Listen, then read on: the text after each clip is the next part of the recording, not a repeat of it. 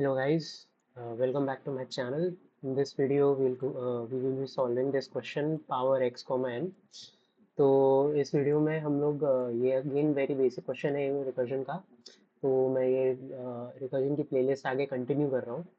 तो हम लोग ये क्वेश्चन इस वीडियो में करेंगे। आपके रिकर्जन के कॉन्सेप्ट हम लोग काफ़ी इसको स्ट्रॉन्ग करेंगे। तो ये क्वेश्चन काफ़ी इजी और काफ़ी मतलब समझने वाला है। आप अगर इसको कर लेते हैं तो और रिकर्जन और आपका स्ट्रॉन्ग हो जाएगा। इसके बाद हम लोग और टफ क्वेश्चन पे मूव इन भी करेंगे। चलिए तो फिर हम लोग क्वेश्चन देखते हैं। इसमें लिखा है implement power X comma N, okay sorry, implement power X comma N which calculates X raise to the power N. तो एक्स रेज टू, इसमें एग्जांपल दिया हुआ है एक्स की पावर एन हमें ऐसे कैलकुलेट करना है और ऐसे दे रखा होगा पावर एक्स कॉमा एन। तो देखिए एक्स यहाँ पे डबल वैल्यू दे रखी है 2.000, ये रेज टू द पावर 10 है तो ये आंसर आएगा ऐसा। ठीक है। और एक्स अगर ऐसा 2.1 है, इसको 3 की रेस दिया है तो 9.26 ऐसा कुछ आ रहा है। और नेगेटिव में भी है, देखो आप ऐसे नेगेटिव भी हो रहा है। अगर 2 की पावर -2 हमें कैलकुलेट करना है तो 1/2 की पावर 2 हो जाएगा और 1/4 तो 0.25 रिटर्न हो गया। ठीक है।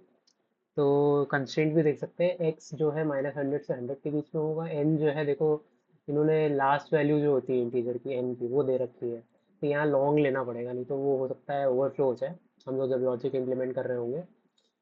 और ठीक है, N is integer either X is not zero और एन ग्रेटर देन ज़ीरो, है ना। तो ये सब एक्स की वैल्यू उन्होंने दे रखी है कि एक्स की पावर एन 10 की पावर 4 और 10 की पावर -4 के बीच में होगा। तो ऐसा कोई इशू नहीं होना चाहिए यहाँ पे। ओवरफ्लो नहीं दिख रहा है हमें ये। और either x is not zero और एन ग्रेटर देन ज़ीरो। ठीक है, तो मतलब कह रहा है एक्स जो है ज़ीरो नहीं होगा और एन जो है वो ग्रेटर देन ज़ीरो, मतलब इन दोनों में से कोई एक चीज़ होगी। ठीक है, मतलब अगर उल्टा हो जाता तो नहीं चलता ये। चलो हम लोग इसको करने की कोशिश करते हैं।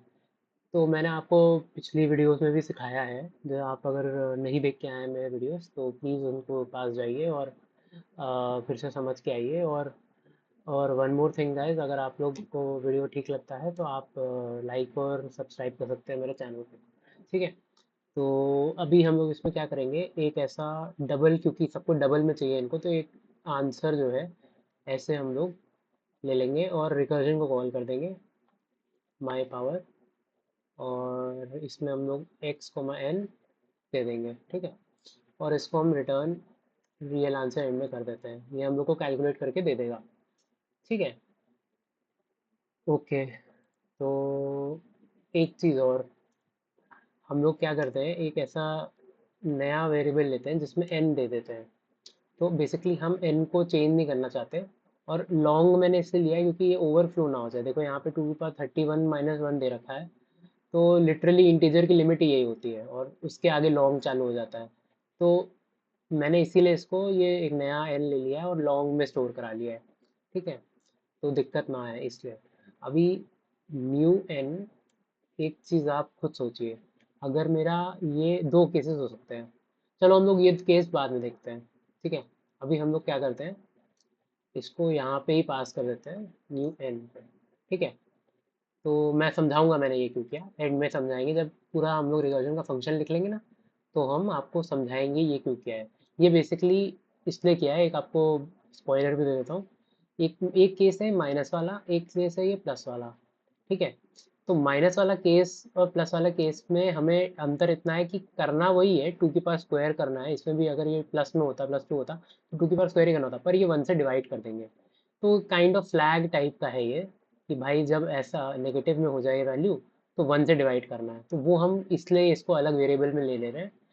अब हमको क्या पता है कि मैं आपको यहाँ पे लिख ही देता हूँ, न्यू एन जो है अगर ये लेस देन ज़ीरो है, मतलब ये वाला केस है कि ये -2 हो गया, है ना। ये प्लस वाले केस हटा दिए हमने, ये -2 हो गया।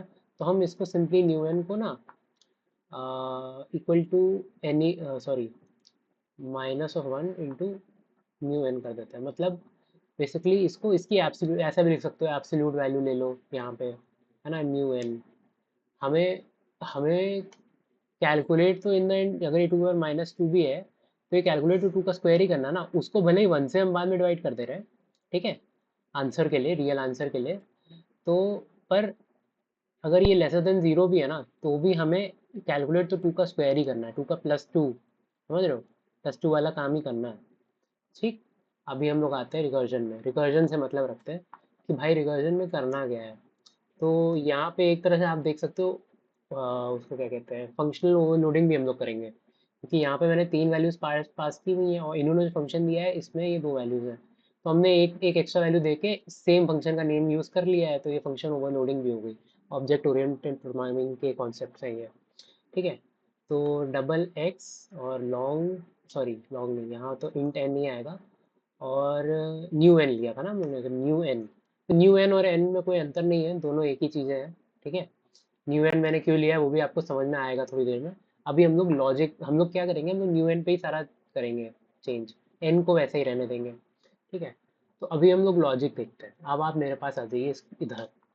अब आप एक बात बताइए, जब x इक्वल टू 2 है और n इक्वल टू 10 है, ठीक है, तो ये क्या केस है? ये केस है कि हमारा जो n है, n इवन है। इसको मेरे को ऐसे लिखना चाहिए, n जो है इवन है। ये एक केस है। और इसमें क्या हो रहा है, इवन जब है ना, तो हम कैसे करेंगे, x इक्वल टू 2 है तो इसको हम ऐसे ले सकते हैं, 2 का स्क्वायर। ठीक है। इसको ऐसे नहीं, +5। ठीक है। ये बेसिक मैथ्स है, आप लोग को ये तो समझ में आया होगा। सॉरी, मेरे को इसको ऐसे लिखना चाहिए था, और 5। ठीक है। पर हम इसको मतलब ऐसे भी लिख सकते हैं, 2 का स्क्वायर। ठीक है। और का की पावर 5, ऐसे लिख सकते हैं कि नहीं लिख सकते? मतलब 2, 2.5 है ये। मैं आपको समझाता हूँ ऐसे। ये जो है, ये क्या था, शुरू में ही लिख देते हैं यहाँ पे, 2 का पावर 10। इसको हम लोग ऐसे लिख सकते हैं ना, है ना? तो 2 की पावर 10 है, इसको हम लोग ऐसे लिख सकते हैं, 2 की पावर 2.5। अभी हम इसको ऐसे भी लिख सकते हैं, 2, सॉरी, 4 की पावर 5, है ना? तो काइंड ऑफ लॉजिक यही है। या अगर ये इवन है तो हम लोग क्या करना चाहेंगे, एक्स को, हमने क्या किया यहाँ पे, एक्स को एक बार खुद ही से मल्टीप्लाई कर दिया, एक्स इंटू एक्स कर दिया, तो ये 4 आ गया। और एन को हमने डिवाइड बाय 2 कर दिया है, यहाँ पे देखो 4 की पावर 5 आ गया। तो ये कॉमन ही है, हर केस में यही हो रहा है। तो अगर अगर यहाँ पे न्यू एन जो है, हमने जब देख लिया ये इवन है, तो इवन कब होगा, ये जब 0 है। तो इवन है तो हम लोग क्या कर रहे हैं, हम लोग क्या कर रहे हैं, X is equal to X into X कर दिया, जो वैल्यू थी 2 है, इसको इंटू खुद ही से कर दिया ना, तो 4 आ गया, तो एक्स की वैल्यू 4 हो गई। ठीक है। और जो न्यू एन है, न्यू एन है, इसको हमने डिवाइड बाई 2 कर दिया कि नहीं कर दिया? यहाँ पे ये 5 आया, ये 10 था पहले, तो ये 5 हो गया। बस अब हमें इसमें क्या करना है, रिटर्न यही फंक्शन इस वैल्यू पे कर देंगे जो मैंने आपको रिकर्जन में सिखाया था। तो X comma N comma new N. ठीक है। अब एक केस और बनता है जब ये ऑड है, तो ऑड वाला भी देख लेते हैं। तो ऑड वाले केस में एक बार मैं यहाँ पे आता हूँ, एन इज़ ऑड, मैं ऐसे लिख देता हूँ। और इस केस में क्या होगा आप बताओ, जैसे मैंने एग्जांपल ले लिया यहाँ पे, x इक्वल टू 2 और n इक्वल टू 5। ठीक है। अब यहाँ पे क्या हो रहा है, आप ध्यान से देखिएगा। यहाँ पे हम इसको कैसे लिख सकते हैं, हम लोग लिख सकते हैं इसको, ये क्या था वैसे, तो शुरू में लिख लेते, शुरू की वैल्यू लिख लेता हूँ, 2 की पावर 5। अभी हम लोग इसको ऐसे लिख सकते हैं, 2.2 की पावर 4। नहीं लिख सकते ऐसे हम लोग? बिल्कुल लिख सकते हैं, है ना? तो मैं यहाँ पे यही चीज़ लिख देता हूँ कि भाई क्या किया है मैंने, ये x लिया है, x इंटू उससे एक जो छोटी वैल्यू है 5 की जगह 4 पे हमने इसको मल्टीप्लाई कर दिया है। तो ये कैसे होगा रिकर्जन के थ्रू, आप लोग को, बहुत लोगों को समझ में भी आ गया होगा। x इंटू यही जो हमने वैल्यू ली है इंटू जो जो ये फंक्शन है इसको कॉल किया है आपकी छोटी वैल्यू पे। तो छोटी वैल्यू किस चीज़ की है, एक्स तो वही रहेगा, एन भी वही रहेगा, पर जो न्यू एन है उसको हम लोग ने -1 कर दिया है। देखो, 5 की जगह ये 4 हो गया, तो यही होगा आंसर। ठीक है, अब आते हैं बेस केस पे। तो बेस केस क्या होगा, हम लोग यहाँ पे डिस्कस कर लेते हैं बेस केस भी। बेस केस, तो बेस केस क्या होगा, या तो यार तुम्हारा देखो बहुत सिंपल है, एन जो न्यू एन है मतलब जो ये पावर में जो हम दे रहे हैं ये 1 हो जाए या तो 0 हो जाए, है ना। तो इन दोनों केसेस में ना हम क्या करेंगे, जब new N lesser than equal to 1 है, मतलब 1 या 0, ये दो केस हो सकते हैं। नहीं, लेसर देन इक्वल टू नहीं चलेगा, पहले एक 1 के लिए अलग लिखना पड़ेगा और 0 के लिए अलग। तो हम लोग 1 के लिए क्या लिखेंगे, 1 जब है तो हम लोग को वही वैल्यू दे देनी है ना। मतलब अगर ये ऐसी है, ऐसी चीज़ है, अगर मैंने यहाँ पे लिख दिया सपोज 2 की पावर 1, तो हमें क्या रिटर्न करना है यहाँ पे, 2 ही तो रिटर्न करना है। 3 की पावर 1 है तो 3 ही रिटर्न करना है, 4 की पावर 1 है तो 4 ही रिटर्न करना है, तो हमने वही कर दिया है यहाँ पे। ठीक है, अगर ये 0 है तो 0, तो इस केस में क्या रिटर्न करना है, अब एक बात बताओ मेरे को, कोई भी चीज़ suppose 2 raise to the power 0, मैं इसको कमेंट से लिखता हूँ, एक second, 2 raise to the power 0, ये क्या होता है, ये इक्वल टू 1 होता है। कोई भी चीज़ हो, 3 raise to the power 0, 4 raise to the 0, infinite कोई भी नंबर हो, रेज टू द 0 हमेशा 1 होता है, तो हम लोग यहाँ हमेशा यहाँ पे भी 1 ही रिटर्न कर देंगे। ठीक है, तो ये फंक्शन तो एकदम करेक्ट हो गया, है ना। अभी हमें एक केस, मैंने आपको शुरू में भी बताया था, एक केस है नेगेटिव वाला। तो नेगेटिव वाले में क्या होगा, हम लोग देखते हैं यहाँ पे। तो ये रियल आंसर में हमें ये वैल्यू तो आ ही जाएगी, चाहे पॉजिटिव हो चाहे नेगेटिव हो, है ना। पॉजिटिव के केस में हमें 4 क्या करना है, रिटर्न ही कर देना है, जैसे ये नेगेटिव वाला केस है, इसमें आओ 2 की पावर 2 है पर ये -2 है।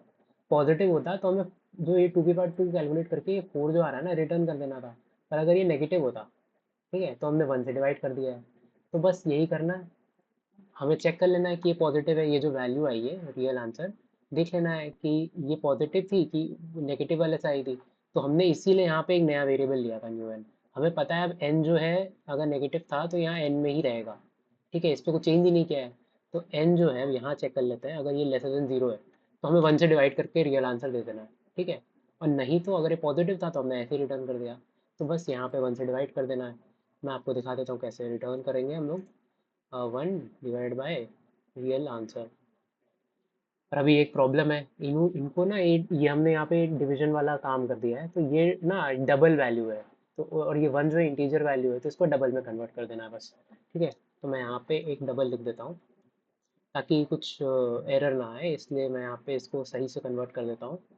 डबल 1 हो गया, और नीचे वाला भी डबल ही आएगा, पर हम इसको यहाँ पे प्रिकॉशनरी डबल लिख देते हैं। अब देखो रन करके देखते हैं। बिल्कुल देखो करेक्ट चल रहा है माइनस वाले केस के लिए। अभी मैं बाकी केसेस के लिए भी चला लेता हूँ। ठीक है, आई गेस ये चल गया होगा, चल गया है, और हम लोग इसको सबमिट करके देख लेते हैं। देखो पूरा एक्सेप्ट हो गया। तो that's it for today guys, thank you for listening.